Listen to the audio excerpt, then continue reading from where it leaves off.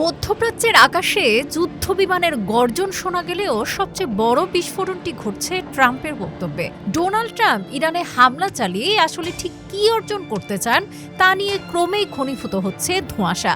যুদ্ধের আগে তিনি ও তার প্রশাসন বলেছিল লক্ষ্য কেবল ইরানের পারমাণবিক স্থাপনা ধ্বংস, কিন্তু হামলার পরপরই সুর বদলে ট্রাম্প ঘোষণা দেন এই অভিযান ইরানের শাসন ব্যবস্থায় পরিবর্তন আনতে পারে, এমনকি জনগণকে রাস্তায় নামার আহ্বানও জানান তিনি। এরপর আবার অবস্থান পরিবর্তন। ট্রাম্প বলেন ইরানের ব্যালিস্টিক ক্ষেপণাস্ত্র, নৌবাহিনী, পারমাণবিক সক্ষমতা এবং মধ্যপ্রাচ্য জুড়ে মিত্র সশস্ত্র গোষ্ঠীগুলোর প্রতি সহায়তা ধ্বংস করাই তার উদ্দেশ্য। তবে এ দফায় তিনি আর জনগণের উদ্দেশ্যে কোনো আহ্বান জানাননি। এদিকে কংগ্রেসে ভিন্ন ব্যাখ্যা দেন পররাষ্ট্রমন্ত্রী মার্কো রুবিও। তার দাবি, ইরানের সম্ভাব্য আসন্ন হামলার গোয়েন্দা তথ্যের ভিত্তিতেই যুক্তরাষ্ট্র আগাম আঘাত এনেছে।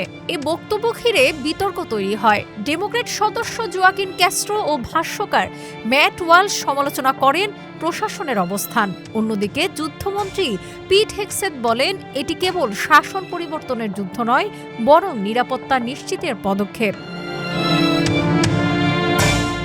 গত বছরের জুনেও পারমাণবিক সক্ষমতা ধ্বংসের দাবিতে হামলার পর ট্রাম্প বলেছিলেন ইরান আর বোমা বানাতে পারবে না, যদিও তেহরান বরাবরই অস্ত্র তৈরির অভিযোগ অস্বীকার করেছে।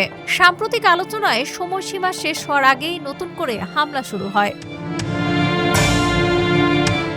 এদিকে বিবিসির বিশ্লেষণ বলছে মিশ্র বার্তায় অভিযানের পরিণতি এখনও অস্পষ্ট। কেবল বোমা হামলায় শাসন পরিবর্তন প্রায় অসম্ভব। ফলে এই যুদ্ধ অনেকের চোখে ট্রাম্পের এক বড় রাজনৈতিক জুয়া। ডেস্ক রিপোর্ট, আজকের পত্রিকা।